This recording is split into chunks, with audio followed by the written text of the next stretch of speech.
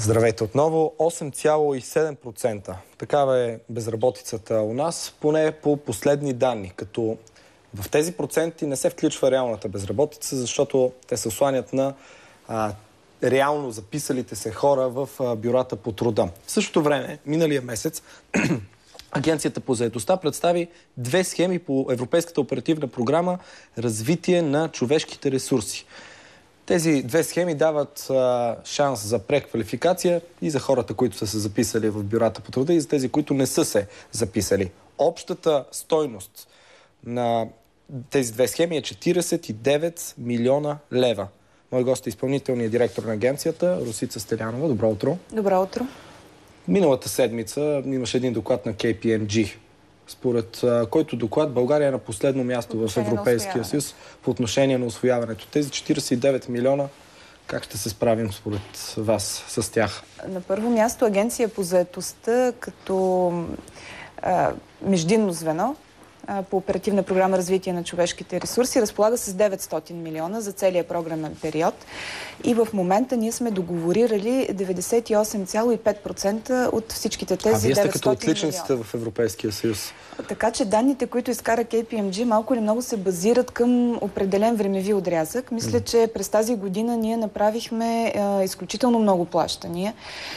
Както по отношение на одобрени разходи от страна на агенцията, така и от страна на Европейската комисия. За съжаление, комисията не одобрява всеки ден, както ние правим плащания, така че тя одобрява, сертифицира разходи на един по-голям период от време. Тия 49 милиона, сигурно ли сте, че ще ги усвоим? Тези 49 милиона ще ги усвоим, както и в момента, мога да ви дам един пример, през март месец, когато имаше едно леко забавяне на плащанията, след като направихме определено преструктуриране в рамките на агенцията, само за около 3 седмици платихме 10 милиона.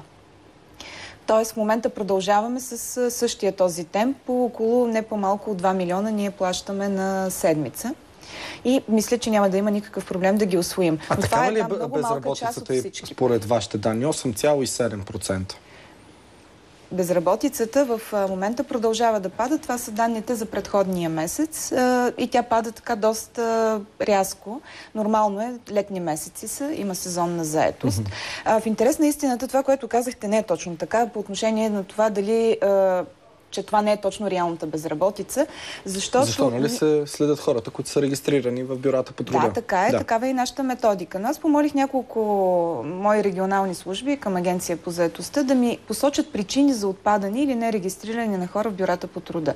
И трябва да ви кажа, че данните бяха така доста интересни. Като изключим малкия процент, който се дължи на, например, смърт, тежко заболяване, което не позволява поддържане на регистрация. Голяма част от хората отпадат или отказват да се регистрират за това, че имат намерение, особено в по-летния период, да отидат на работа в чужбина.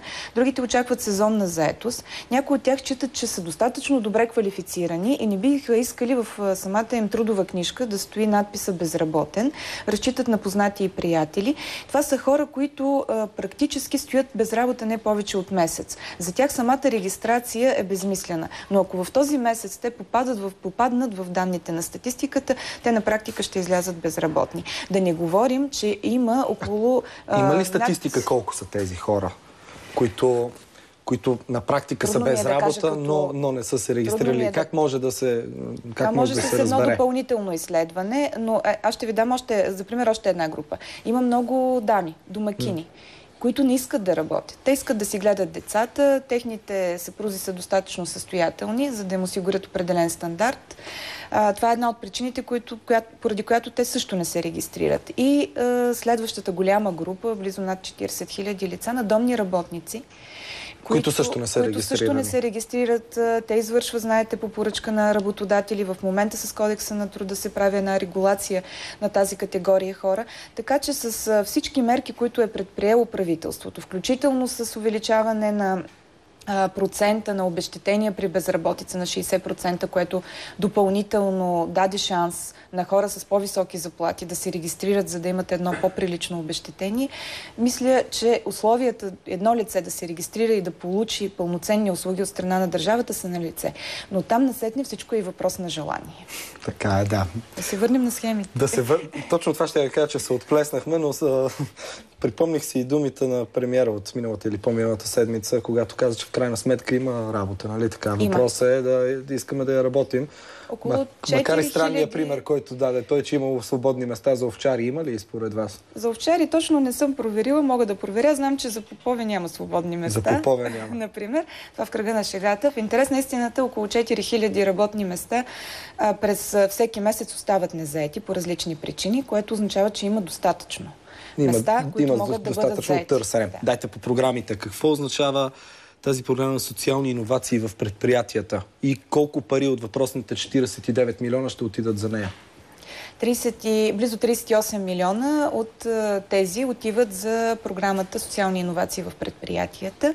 Тя е насочена и по нея могат да кандидатстват единствено и само предприятия, без микропредприятия, тъй като за тях тя не е изгодна като финансови условия, тъй като минималната стойност на един проект може да бъде 50 хиляди лева, а максималната 390 хиляди лева. С тази програма идеята е да подкрепим работодателите да създадат социални пакети за своите работници, така че да направят работното място по-привлекателно.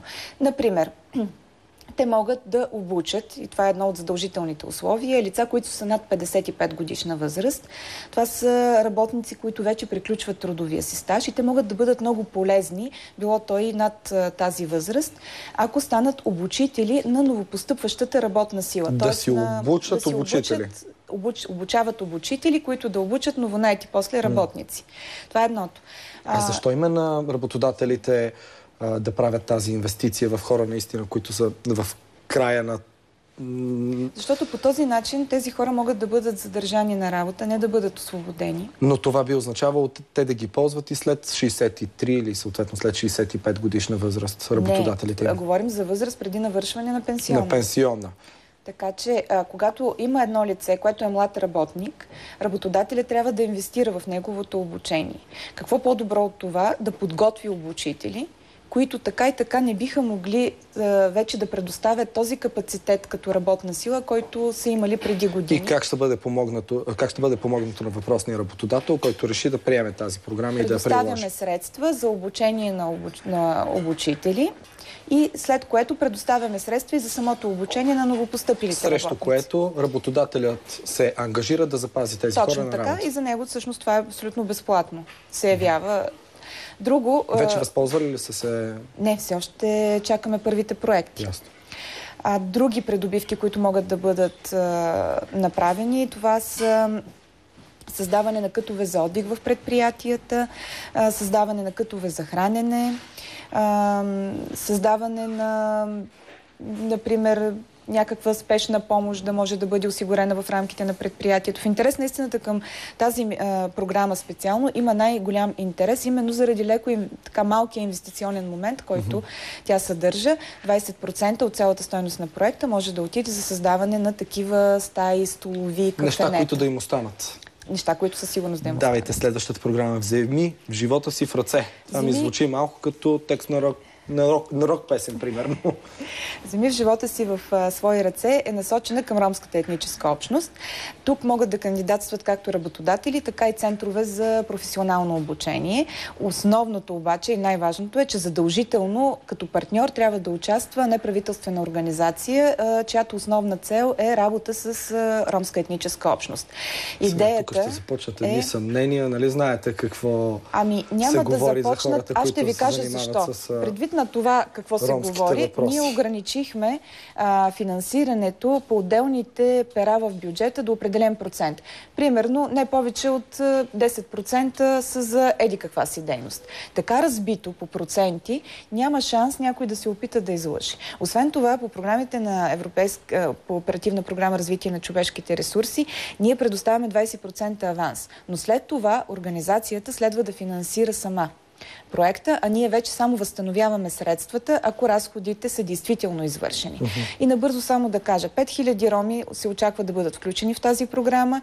Първо, те трябва да бъдат идентифицирани тяхните потребности. Ако не са регистрирани в бюрата по труда, да им бъде оказано съдействие това да се направи. В зависимост от техният профил, те да бъдат насочени или към мотивационни обучения, т.е. когато те вече имат някаква квалификация. Работата ще зависи от работодателите. Идеята е обаче те да бъдат обучени, така че да могат да заемат определени свободни работни места. Ще бъдат ли обучавани за това да заемат по-високо работни места, изискващи по-висока квалификация? Да, могат да бъдат обучени и за ключови компетенции. Обикновено ключовите компетенции, по-ключови компетенции се обучават хора, които отиват на по-високи позиции. Ясно. Добре, благодаря ви. Желая ви успех с тези. И аз благодаря.